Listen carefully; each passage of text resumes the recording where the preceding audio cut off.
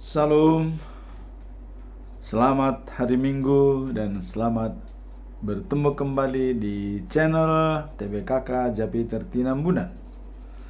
Firman Tuhan atau khotbah pada minggu ini di minggu kedua pada hari yang ke-12 tanggal 12 Januari tahun 2025 diambil dari kitab Kisah Para Rasul pasal 8 ayat 14 sampai dengan 25 dengan perikop kabar baik dari Allah dikabarkan di Samaria. Sebagai ayatnya adalah sebagai berikut. Ayat yang ke-14. Ketika rasul-rasul di Yerusalem mendengar bahwa tanah Samaria telah menerima firman Allah, mereka mengutus Petrus dan Yohanes ke situ. Setibanya di situ, kedua rasul itu berdoa supaya orang-orang Samaria itu beroleh Roh Kudus. Sebab Roh Kudus belum turun di atas seorang pun di antara mereka, karena mereka hanya dibaptis dalam nama Tuhan Yesus. Kemudian keduanya menumpangkan tangan di atas mereka, lalu mereka menerima Roh Kudus. Ketika Simon melihat bahwa pemberian Roh Kudus terjadi oleh karena rasul-rasul itu menumpangkan tangannya, ia menawarkan uang kepada mereka serta berkata, "Berikanlah juga kepadaku kuasa itu, supaya jika aku menumpangkan tanganku di atas seseorang, ia boleh menerima Roh Kudus." Tetapi Petrus berkata kepadanya, "Binasalah kiranya uangmu itu bersama dengan engkau, karena engkau menyangka bahwa engkau dapat membeli karunia Allah dengan uang. Tidak ada bagian atau hakmu dalam perkara ini, sebab hatimu tidak lurus di hadapan Allah. Jadi bertobatlah dari kejahatanmu ini dan berdoalah supaya Tuhan, berdoalah kepada Tuhan supaya Ia mengampuni niat hatimu ini. Sebab kulihat bahwa hatimu telah seperti empedu yang pahit dan terjerat dalam kejahatan." Jawab Simon, "Hendaklah kamu berdoa untuk aku kepada Tuhan, supaya kepadaku jangan kiranya terjadi segala apa yang telah kamu katakan itu." Setelah keduanya bersaksi dan memberitakan firman Tuhan, kembalilah mereka ke Yerusalem, dan dalam perjalanannya itu mereka memberitakan Injil dalam banyak kampung di Samaria. Demikianlah firman Tuhan atau khotbah pada minggu ini. Nah, di dalam prakhotbah kita juga melihat yaitu diambil dari kitab Mazmur pasal yang 40 ayat 1 sampai dengan 6. Doa syukur dan permohonan. Inilah khotbah dan prakhotbah pada minggu ini.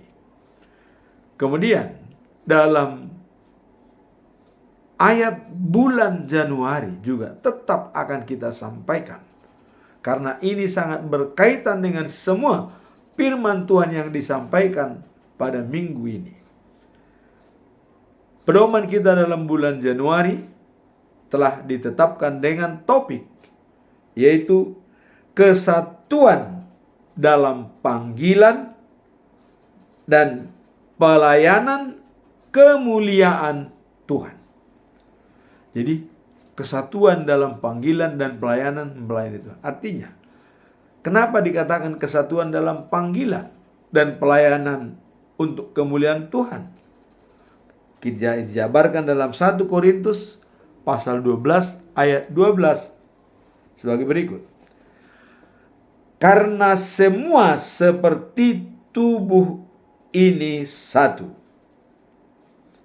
dan anggota-anggotanya banyak, dan segala anggota itu sekalipun banyak merupakan satu tubuh. Demikianlah pula Kristus.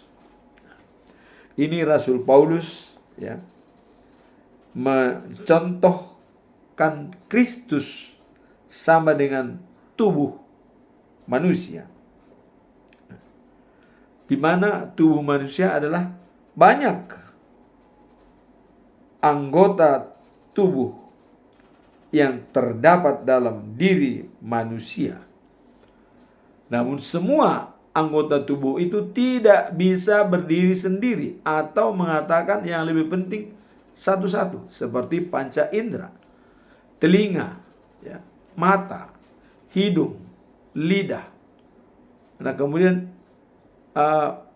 kulit, dan dalam alam bawah sadar, pikiran, bekerja sama dengan otak, jantung. Tidak bisa menyatakan yang lebih penting atau inferior atau superior, tapi semua harus menjadi konsepsi sistem, saling berhubungan, saling menentukan, dan saling membutuhkan, dan saling memengaruhi antara yang satu dengan yang lain. Inilah dicontohkan oleh Paulus bahwa tubuh manusia sama dengan tubuh Kristus. Sama dengan Kristus.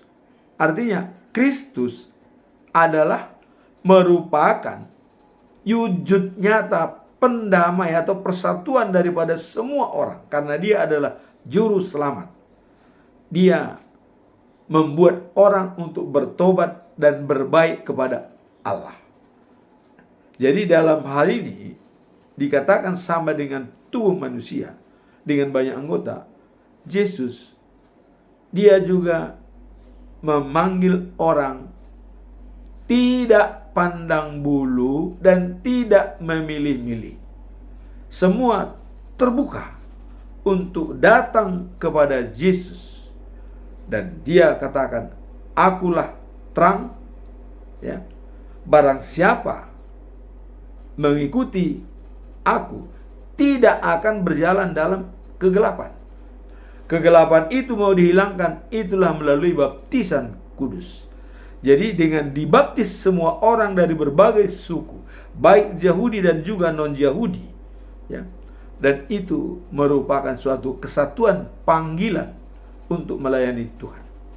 Nah, disinonimkan bahwa tubuh Kristus adalah gereja atau bait Allah atau rumah Tuhan. Nah, di rumah Tuhan terdiri dari para imam, para liturgis, para pemusik, para jemaat, dan juga adalah kor-kor yang tergabung. Dan ini semua telah diikat menjadi satu kesatuan untuk melayani Tuhan. Itulah yang dicontohkan oleh Paulus, bahwa Kristus sama seperti tubuh manusia. Banyak anggota tubuh, tapi semua satu kesatuan. Jadi tidak ada yang namanya inferior, superior, atau superhero, dan semua adalah super tim. Artinya tim yang kompak menjadi satu. Nah, kemudian kita masuk dalam khotbah hari ini. Nah, ini datang ke orang Samaria. Dan Petrus sudah mendapat berita bahwa di Samaria sudah ada pertobatan yang dipimpin oleh Filipus. Tapi ya, di sana pun sudah waktu Yesus ditolak di Samaria, ya. Dalam Injil Lukas kita lihat pasal 10 ya. Nah, dalam Injil Lukas pasal 10 ayat 1 sampai dengan 2, ada 70 orang diutus dan diperintahkan oleh Yesus untuk memberitakan firman Tuhan ke Samaria. Jadi sudah ada sebelumnya. Dan 70 orang ini ditugaskan supaya mereka tim, dan satu tim 2 orang. Berarti 70 orang, ada 35 tim berangkat berdua dalam pekabaran Injil. Karena di Samaria Yesus ditolak, di kampung Samaria ya. Nah, dengan demikian maka diutuslah 70 orang. Dan ini pun diberikan supaya mereka mandiri dan juga adalah mau berkoordinasi dengan masyarakat. Pesan kepada mereka tim, tidak boleh bawa dompet. Coba kita lihat. Tidak boleh pakai sendal, pergi dengan kaki telanjang, dan tidak bawa dompet. Terus bagaimana makan mereka? Bagaimana minumnya? Itulah Yesus mau melihat kesungguhan mereka bergaul dengan masyarakat, supaya mereka diterima masyarakat sehingga mereka bisa dapat makan. Jadi memang suatu usaha ya, tidak dibekali dengan apa-apa. Dalam hidup ini memang tidak pernah khawatir, dan Yesus menyampaikan, pergilah. Dan dikatakan ada satu syarat, jangan pernah pindah dari rumah satu orang. Jangan, tidak boleh. Artinya pergi di rumah ini, kemudian di rumah sana. Hanya satu tempat, tidak boleh berpindah-pindah. Ini menjaga supaya tidak ada diskriminasi atau omongan-omongan yang kurang baik. Artinya di rumah si A lebih bagus, di rumah si B tidak bagus. Tidak, satu rumah. Satu rumah. Dan setiap datang ke rumah tersebut selalu mengatakan, semoga rumah ini diberkati oleh Tuhan. Jadi mereka membawa berkat. Jadi mereka harus membuat kesan pertama, harus menggoda, dan selanjutnya mereka bisa menyelesaikan dengan baik. Artinya kesan pertama itu mau menerima, anggota masyarakat itu mau menerima. Dan ada pesan kedua, apabila kamu ditolak dalam satu rumah, tidak mau menerima, kibaskan jubahmu dan debu yang di kakimu buang, tinggalkan rumah itu. Itu pesan Yesus. Nah, mungkin dengan ini kemudian kita dengar laporan bahwa mereka melaporkan kembali kepada Yesus, kemudian sudah banyak menerima berita kabar baik itu. Samaria terkenal dengan kota yang banyak di sana ahli-ahli ilmu sihir. Dan di dalam perikop ini pun ada seorang yang namanya Simon. Dia adalah ahli sihir, ya, yang bisa membuat keajaiban-keajaiban. Dan orang-orang menyangka bahwa dia itu adalah wakil dari Allah, padahal dia pesihir. Karena yang dibuat Filipus menyembuhkan orang sakit, mengusir roh jahat, hampir sama dengan dibuat oleh Simon. Filipus sudah melaksanakan itu. Nah, jadi dengan ditugaskan di sana, Filipus sudah menjalankan tugas, banyak yang dibaptis untuk masuk kerajaan surga. Termasuk Simon juga sudah dibaptis.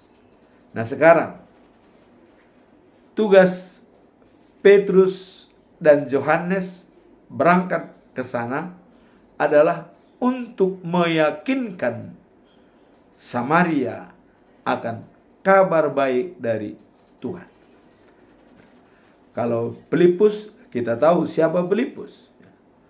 Waktu Yesus mengatakan, ya, dalam Yohanes pasal 14 ayat 6. Akulah jalan, kebenaran, hidup, ya, dan hidup. Akulah jalan, kebenaran, dan hidup. Tidak ada seorang pun yang sampai kepada Bapa tanpa melalui aku, kata Yesus. Datang Filipus. Wah, bagaimana ini? Dia bilang kepada Bapa. Di mana lagi Bapa itu? Ya, tunjukkan Bapa itu kepada kami, kata Filipus, supaya kami puas, katanya. Dia ingin kepuasan batin, ya. Kalau Bapa itu ditunjukkan ke dia, dia puas. Yesus menjawab, Filipus, sudah sekian lama kau bersama dengan saya, tapi kok masih belum kenal saya, siapa saya? Inilah penegasan Yesus terakhir kali, yang sebelum berangkat dia naik ke surga. Setelah itu dia naik ke surga. Sebelum dia naik ke surga, inilah penjelasan Yesus kepada Filipus. Tidak kenalkah kau siapa saya ini? Lantas Yesus langsung menyampaikan kepada Filipus bahwa melihat aku sama dengan melihat Bapa. Percayalah kepadaku dan percayalah kepada Bapa juga. Aku bersatu dengan Bapa, Bapa bersatu dengan aku. Artinya, Yesus mengatakan, akulah Bapa itu. Yang mengutus aku, dia yang mengutus aku, akulah itu. Jadi, disinilah, ya, kita harus mempelajari manajemen daripada Allah yang sangat brilian. Kenapa saya bilang sangat brilian? Karena waktu Musa bertemu dengan Allah dengan tiang awan pada waktu siang dan tiang api pada waktu malam, Israel takut. Tidak mau, siapa yang mau bertemu awan begitu keras, api yang begitu menyala-nyala, mati kami, katanya. Bangsa Israel gak mau.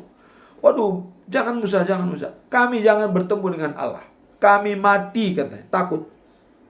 Akhirnya Allah mengatakan, biar Musa, biarlah. Kalau mereka sudah tahu. Nah, tapi Israel mengatakan, apa perintah dia kami turuti. Nah, ini perkataan ini yang diingat oleh dan Tuhan.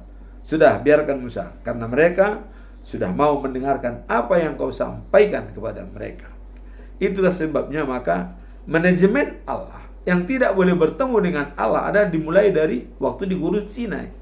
Nah, dan itu ribuan tahun kemudian, ya, ratusan tahun kemudian, kedatangan dia ke dunia ini tidak mungkin dipungkiri seperti yang di Gunung Sinai. Maka dibuatlah manajemen. Melalui malaikat diberitakan bahwa firman itu, ya, adalah Allah dan bersama dengan Allah. Nah, maka dia mengatakan bahwa akan mengirimkan anakku yang tunggal. Karena begitu besar kasih Allah akan dunia ini, dia akan mengirim anaknya yang tunggal, supaya barang siapa, ya, percaya kepada dia tidak binasa, melainkan beroleh hidup yang kekal. Nah, ini terjadi. Dan itulah kedatangan Yesus ke dunia ini sebagai anak Allah. Tetapi pada waktu dia dibaptis, dia dilantik, ya, dilantik. Dalam Matius 3 ayat 17 dikatakan, waktu dibaptis dia bangkit dari air. Inilah anakku yang kukasihi, kepadanya aku berkenan. Allah sudah mengatakan, kepadanya aku berkenan. Berarti apa yang disampaikan oleh Yesus di dunia ini itu sama dengan apa yang kebijakan dari Allah. Karena Allah berkenan kepadanya, artinya sudah jelas bahwa Yesus itu adalah sebagai Allah. Kita tahu, sebelum dunia ada, aku sudah ada. Jadi dialah Maha Pencipta itu. Nah, kemudian kita kembali kepada topik sekarang, ya, yaitu bahwa Petrus dan Yohanes, ya, menumpangkan tangan kepada jemaat untuk supaya Roh Kudus itu datang. Karena di sana belum ada mendapatkan Roh Kudus. Nah, itu dilihat oleh Simon. Simon berbicara, wah, karena dia sudah dibaptis, ya, sudah pengiblis, dia berbicara, wah, itu bisa saya beli dengan uang supaya saya bisa seperti itu. Nah, maka dikatakan kepada Petrus, ya. Jadi ayat yang ke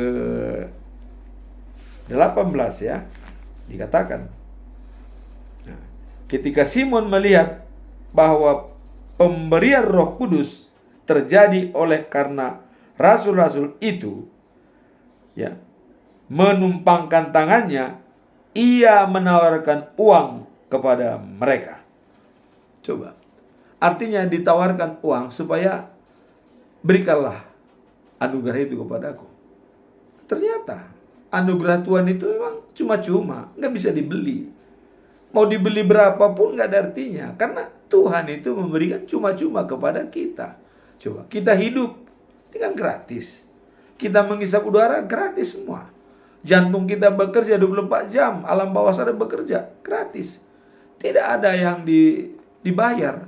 Nah, ini kok dia mau bayar supaya dia bisa seperti itu. Nah, ini Petrus langsung mengatakan.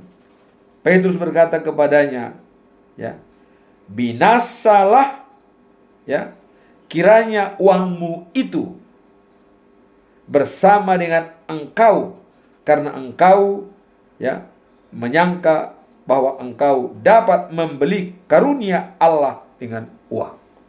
Petrus tegas, ya. Tidak, artinya celakalah kau, katanya. Nah, akhirnya dalam situasi ini, ya,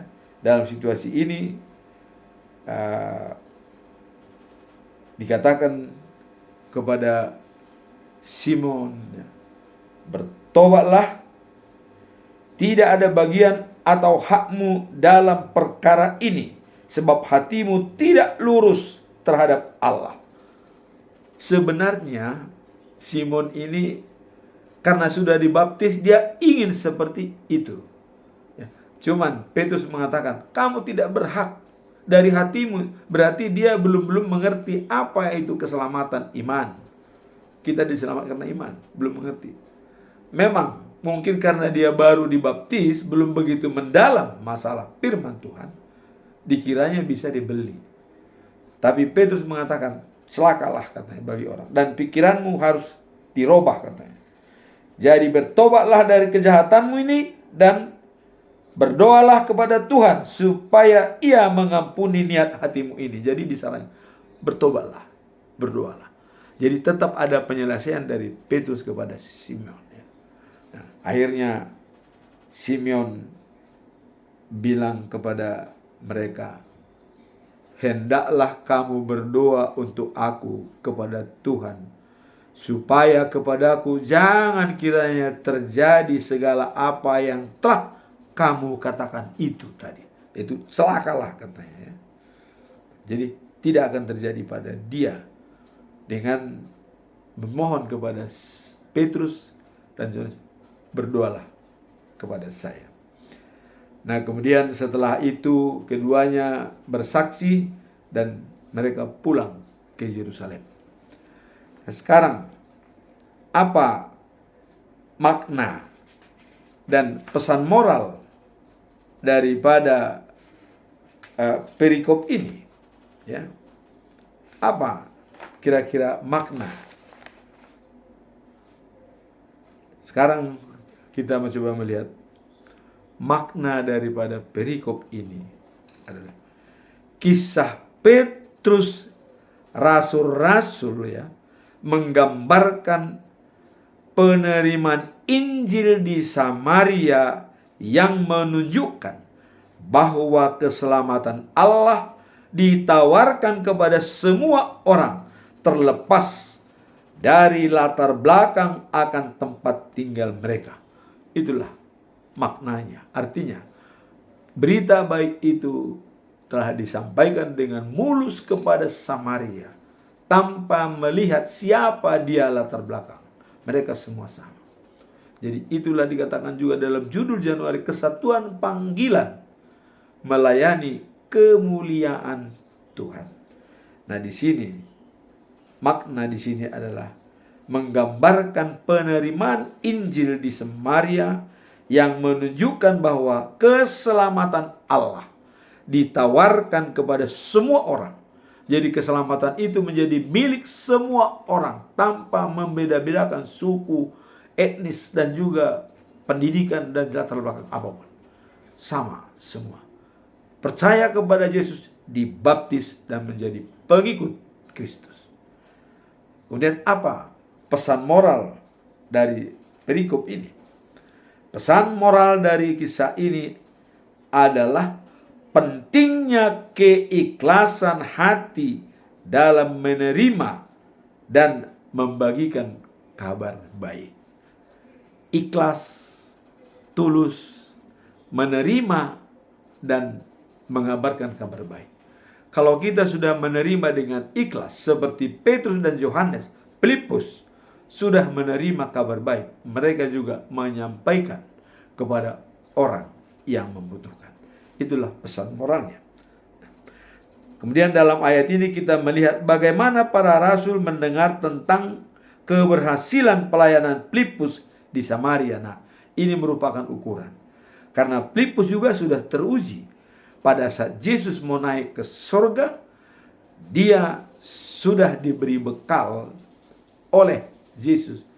Melihat aku sama dengan melihat Bapa. Maka Filipus sudah percaya diri bahwa dia sudah melihat Tuhan dan sudah melihat Bapa. Maka dia bersemangat memberitakan firman Tuhan di Samaria. Karena datang untuk menguatkan dan memberikan Roh Kudus kepada orang-orang yang telah percaya. Dalam konteks ini kita diajarkan iman yang tulus dan kerinduan untuk mengenal Allah. Dari kerinduan untuk mengenal Allah lebih dalam adalah kunci untuk menerima anugerahnya. Jadi pengenalan lebih dalam, menguatkan dan memberikan Roh Kudus kepada orang-orang yang telah percaya. Nah, dalam konteks inilah diajarkan iman yang tulus dan kerinduan untuk mengenal Allah. Maka dengan demikian, iman yang tulus dan kerinduan mengenal Allah, anugerah Allah akan dilimpahkan. Nah, kemudian perjalanan Simon membawa uang hendak membeli Roh Kudus ini mengingatkan kita akan bahaya sikap rohani seperti ini, di mana kita terjebak dalam keinginan dan kemauan pribadi yang tidak sesuai dengan kehendak Allah. Jadi jangan kita bawa-bawa dalam keinginan pribadi dan kehendak Allah. Ya, mungkin kita tahu latar belakang daripada Simeon sebagai ahli sihir yang bisa membuat tanda-tanda. Mungkin dia supaya lebih kuat, maka dia minta roh itu berada pada dia. Jadi karena dia belum mendalam, baru dibaptis maka wajarlah Petrus melihat hatinya tidak tulus. Dia tahu kalau itu nanti disalahgunakan, maka dikatakan, celakalah kamu dengan uangmu itu, dengan hatimu yang jorok itu. Dia sudah melihat hatinya, karena dia ahli sihir bisa membuat macam-macam, sehingga kalau seandainya dia dapat lagi roh Allah, mungkin dia berpikiran makin mantap. Dibaca oleh Petrus, celakalah. Maka akhirnya disuruh bertobatlah. Maka Simeon bertobat dan minta didoakan supaya tidak terjadi yang celaka bagi orang yang memanfaatkan uang, katanya. Itulah kita lihat perjalanan Simeon di mana kita terjebak dalam keinginan daging. Jangan terjebak. Artinya tetap sesuai dengan ajaran Allah. Kisah Para Rasul 8 ayat 14 dikatakan, ketika Rasul di Yerusalem mendengar bahwa Samaria telah berhasil menerima firman Allah, mereka mengutus Petrus dan Yohanes kepada mereka. Jadi dengan mengutus Petrus dan Yohanes semakin terbuka dan semakin terbongkar semua untuk rahasia Allah untuk menyampaikan kepada jemaat atau orang-orang yang ada di Samaria. Nah, bagian ini menunjukkan betapa pentingnya dukungan dan penguatan dari pemimpin gereja dalam pekabaran Injil. Nah, ini hubungannya dengan pimpinan gereja dalam pekabaran Injil. Inilah pentingnya. Nah, penerimaan Injil di Samaria ya menandakan bahwa keselamatan Allah tidak terbatas hanya untuk orang-orang Yahudi, melainkan untuk semua bangsa. Jadi dengan bertobatnya Samaria, karena di Samaria memang ini selalu di Yahudi seolah-olah dikucilkan ya. Dan ada pernah itu kan orang Samaria tidak disunat, orang Yahudi disunat. Jadi kalau ada meninggal ya di pinggir jalan, nah kebetulan itu orang Samaria. Jadi Yahudi melihat ya, kalau dia dilihat meninggal laki-laki itu, kalau dia tidak bersunat, itu dibuang, dimakan oleh binatang. Tapi kalau dia bersunat, dia dikubur, dikafani dengan baik. Inilah diskriminasi yang ditentang oleh Yesus, yang tidak baik. Maka Yesus menyatakan tidak perlu lagi harus disunat. Walaupun Yesus sendiri waktu 8 hari dia disunat. Itu karena hukum agama. Jadi untuk Yesus mengatakan tidak perlu lagi disunat, karena itu membuat diskriminasi. Ya memang contoh, kalau orang disunat mengatakan yang tidak disunat, kamu tidak bersunat, malah pelecehan. Nah, menghilangkan inilah makanya orang Kristen tidak disunat. Kalau dulu ya disunat, semua pengikut Kristus itu disunat. Yesus sendiri disunat. Tapi setelah itu tidak, karena menghilangkan diskriminasi, supaya ada seperti topik dalam bulan ini, kesatuan dalam pelayanan, banyak anggota tapi semua sama. Jadi tidak ada lagi membeda-bedakan disunat atau tidak disunat ya. Semua sudah sama, disunat atau tidak disunat, selama dia kuncinya adalah dibaptis atas nama Tuhan Yesus. Disunat atau tidak disunat, tidak ada perbedaan di antara mereka. Nah, inilah gambaran di Samaria ya.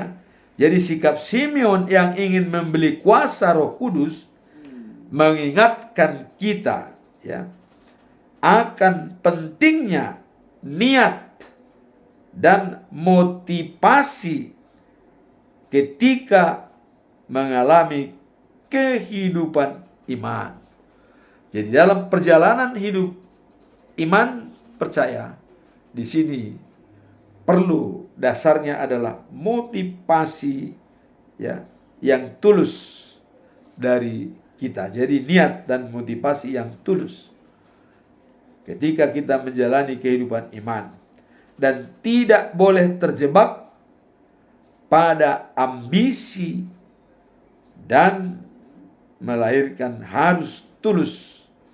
Jadi jangan ambisi ya, tetapi ketulusan dalam spiritual kita. Itulah yang dilihat dalam perikop ini. Kemudian sekarang apa kesimpulan kita atau conclusion dari perikop ini, khotbah hari ini? Kita mengambil 3 pertanyaan yang harus kita jawab. Pertanyaan pertama adalah, bagaimana cara kita menjaga keikhlasan hati dalam kehidupan sehari-hari ya, saat berbagi iman? Kalau bahasa Batak ya, bihado carata menjadi tulus dalam ngolu siganup ari? Ini yang perlu kita jawab. Bagaimana cara kita menjaga keikhlasan hati dalam kehidupan sehari-hari, ya, saat berbagi iman? Di sini dikatakan bahwa menjaga keikhlasan hati dalam iman adalah merupakan bagian penting dari kehidupan Kristiani. Jadi hidup orang Kristiani harus menjaga keikhlasan hati dalam iman. Tidak bersungut-sungut, ikhlas bekerja untuk Tuhan. Nah, dalam setiap tindakan dan perkataan kita diingatkan untuk melakukannya dengan tulus dan berdasarkan kasih sebagai, ya, mode yang diajarkan di dalam Alkitab. Seperti kita lihat apa diajarkan dalam Alkitab. Aku percaya kepada Allah Bapa Halik langit dan bumi. Aku percaya kepada Tuhan Yesus Kristus. Aku percaya kepada Roh Kudus. Inilah merupakan pedoman kita untuk bisa keikhlasan hati dan ketulusan di dalam iman sebagai orang Kristen. Salah satu cara untuk menjaga keikhlasan hati adalah dengan membiasakan diri berdoa sebelum berbagi iman. Kalau dikatakan ora et labora, setengah pekerjaan sudah terselesaikan dengan dibuka dalam doa. Inilah cara kita, salah satu cara menjaga keikhlasan hati dengan membiasakan diri berdoa sebelum berbagi iman. Doa. Apapun juga, ya, dikatakan dalam Kolose pasal 3 ayat 23 sampai dengan 24, ya, memohon kepada Tuhan untuk memberi kita sikap yang benar dan tulus. Dikatakan di sini, apapun juga yang kamu perbuat, perbuatlah dengan segenap hatimu seperti untuk Tuhan dan bukan untuk manusia. Nah, jadi dalam Kolose 3, 23-24 dikatakan, apapun yang akan kita perbuat, perbuatlah untuk Tuhan, bukan untuk manusia. Itulah cara kita. Kemudian ayat ini menguatkan kita bahwa dalam setiap tindakan, termasuk bekerja atau berbagi iman, dalam berbagi iman kepercayaan, kita harus melakukannya dengan ketulusan hati dan dedikasi yang tinggi, seolah-olah kita melakukan itu untuk Tuhan.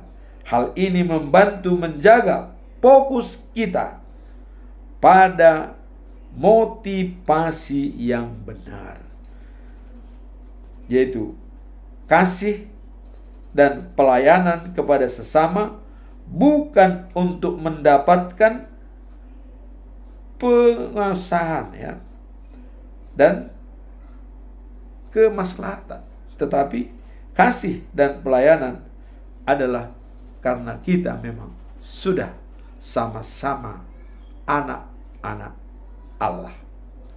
Itulah yang kedua. Itulah yang pertama tadi kita lihat, bahwa bagaimana cara kita menjaga keikhlasan hati, bahwa kehidupan sehari-hari saat berbagi iman, bekerja untuk Tuhan dan memulai dengan doa agar kita dibimbing oleh Roh Kudus.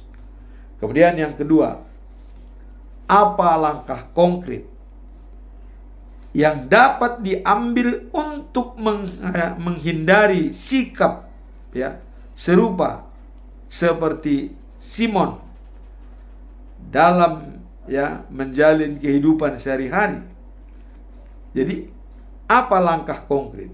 Seperti menjaga supaya jangan seperti Simon tadi, membeli kekuasaan itu dengan uang, padahal itu adalah anugerah dari Allah. Dalam menjalani kehidupan rohani, kita sebaiknya mengikuti teladan Kristus. Jadi teladan Kristus adalah merupakan role model dan menghindari sikap serupa dengan Simon yang terpengaruh oleh dunia, ambisi yang tidak peka terhadap kebenaran ilahi. Jadi tidak peka dia melihat kebenaran ilahi, cenderung dengan ambisinya. Nah, melalui firman Tuhan, kita diajarkan untuk hidup dalam ketaatan dan pengabdian kepadanya. Itulah yang bisa kita lihat. Nah, kemudian apa langkah konkret yang bisa kita lakukan? Langkah konkret adalah menghindari sikap tersebut adalah dengan memperdalam pemahaman Alkitab, dan kita baca secara rutin.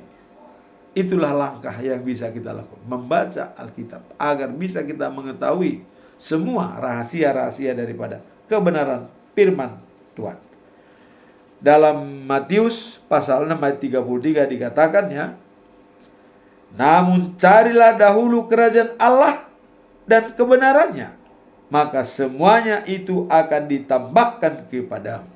Jadi cari dahulu kerajaan Allah. Itu tadi katakan berdoa sebelum memulai apa yang mau kita sampaikan berbagi iman. Sini cari dahulu kerajaan Allah, maka semua akan ditambahkan. Matius 6 ayat 33 . Nah, dan menjadikan Tuhan sebagai fokus utama. Jadi fokus utama kita adalah Tuhan. Itu kuncinya dalam pemberitaan firman Tuhan. Nah, dalam hidup kita dapat menghindari sikap yang tidak sejalan dengan prinsip-prinsip rohani dan lebih peka terhadap panggilannya di dalam kehidupan sehari-hari. Jadi kita harus mengikuti prinsip-prinsip daripada rohani yang lebih peka terhadap panggilannya. Itulah langkah-langkah konkret yang harus kita lakukan. Kemudian yang ketiga, apa yang ketiga?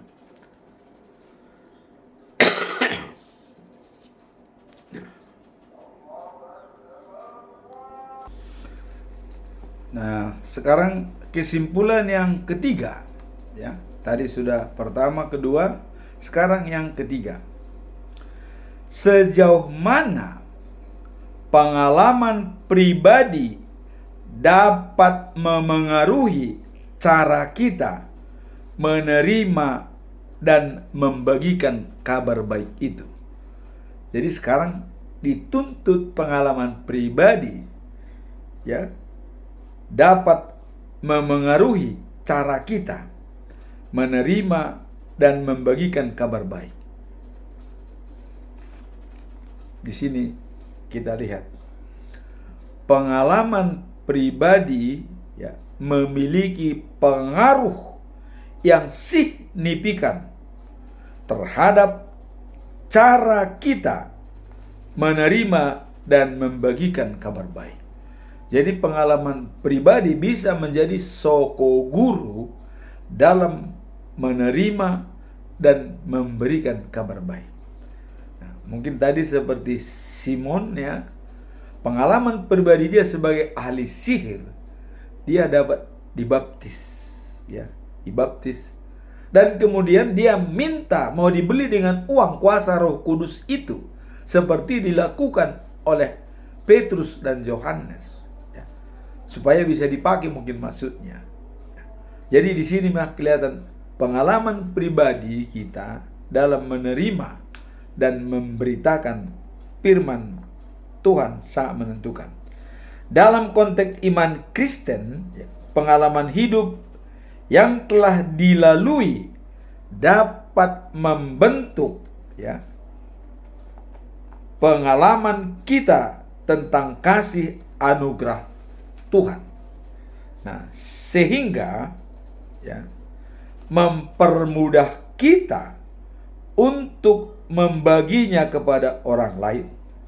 Jadi bagaimana kita menerima anugerah itu dengan cuma-cuma, itu bisa menjadi dasar kita untuk menyampaikan kepada orang juga secara cuma-cuma, bukan hanya dibeli dengan uang, tapi diberikan dengan gratis. Artinya take and give, ada saling memberi. Nah, dalam Alkitab di Korintus 1, ya, ayat yang keempat dikatakan bahwa Tuhan menghibur kita, ya, dalam segala kesusahan, sehingga kita dapat menghibur orang lain dengan penghiburan yang pernah kita terima. Jadi ada istilah di sini, kita sudah dihibur oleh Tuhan. Tentu dengan cara kita menerima penghiburan itu akan memberikan juga penghiburan kepada orang lain. Nah, jadi disinilah yang dikatakan banyak memberi, berkat akan berlimpah. Jadi kalau dalam istilah orang Batak dikatakan adalah holit mago, buang-buang ganda. Semakin banyak kita memberi, semakin banyak kita menerima. Tapi kalau kita pelit dalam pemberitaan firman Tuhan, mungkin yang ada pada kita pun semakin habis. Seperti orang yang pernah diberikan talenta.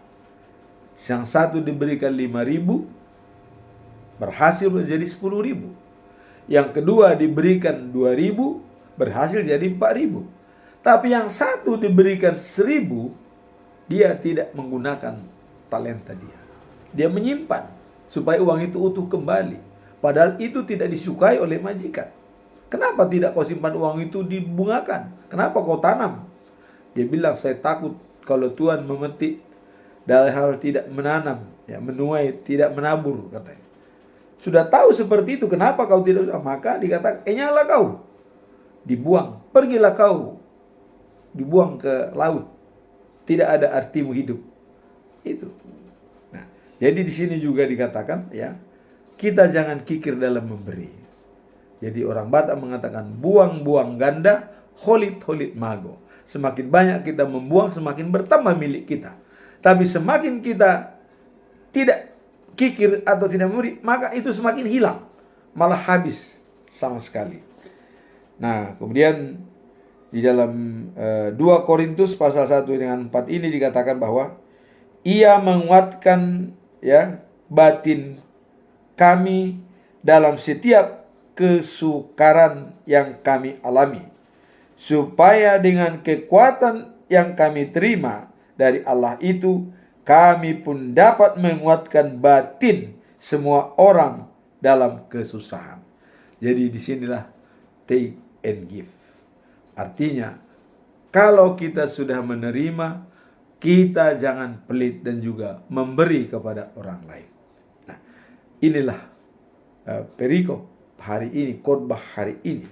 Dan ini juga dikuatkan kalau di dalam prakhotbah adalah dikatakan bahwa dengan kabar, ya, bantuan Tuhan, dikatakan Mazmur itu, ya, bahwa dengan sabar, ya, ku nantikan bantuan Tuhan, lalu ia memperhatikan aku dan mendengar suaraku.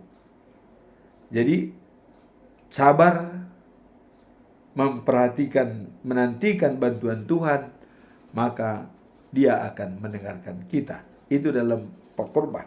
Adanya kesabaran dan adanya kesenangan melakukan pekerjaan Tuhan. Jadi khotbah pada minggu ini.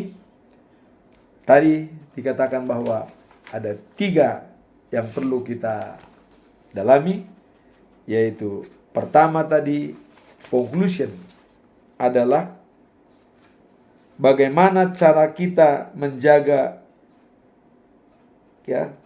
keikhlasan hati dalam kehidupan sehari-hari.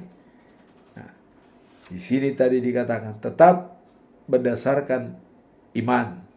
Setiap tindakan kita, perkataan kita diingatkan untuk melakukannya dengan tulus dan berdasarkan kasih sesuai kehendak Tuhan. Yang kedua, apa langkah konkret katanya? Langkah konkret yang harus kita lakukan adalah menghindari sikap tersebut adalah dengan memperdalam pemahaman Alkitab. Artinya dalam menjalani kehidupan rohani, kita sebaiknya mengikuti teladan Kristus dan menghindari sikap serupa seperti Simon yang mau membeli dengan uang kuasa Roh Kudus. Kita hindari sikap seperti itu, tapi dengan tulus kita menerima firman Tuhan. Kemudian sejauh mana pengalaman pribadi dapat memengaruhi cara kita menerima dan memberi. Pengalaman pribadi kita dalam menerima anugerah. Tadi disimpulkan bahwa dikatakan dalam 2 Korintus 1 ayat 4, Ia menguatkan batin kami dalam setiap kesukaran yang kami alami. Jadi Tuhan menguatkan batin mereka dalam setiap kesukaran yang dialami. Nah, sampai dengan kekuatan yang kami terima dari Allah itu. Jadi kekuatan juga diterima. Nah, kemudian kami pun dapat menguatkan batin semua orang dalam kesusahan mereka. Jadi disinilah perlunya adanya take and give, anugerah Tuhan yang sudah diterima. Jangan pelit dalam pemberitaan firman Tuhan. Dan dikatakan juga bahwa sampaikanlah firman itu baik dalam kondisi yang benar tenang atau dalam kondisi yang tidak baik juga sampaikan. Karena firman itu adalah pelita bagi kakiku dan terang bagi jalanku. Dalam Mazmur dikatakan. Demikianlah khotbah minggu ini. Semoga firman Tuhan ini bisa menjadi bekal dalam menjalani hidup kita untuk berfokus kepada Tuhan dengan syarat ora et labora, berdoa sebelum menjalankan tugas.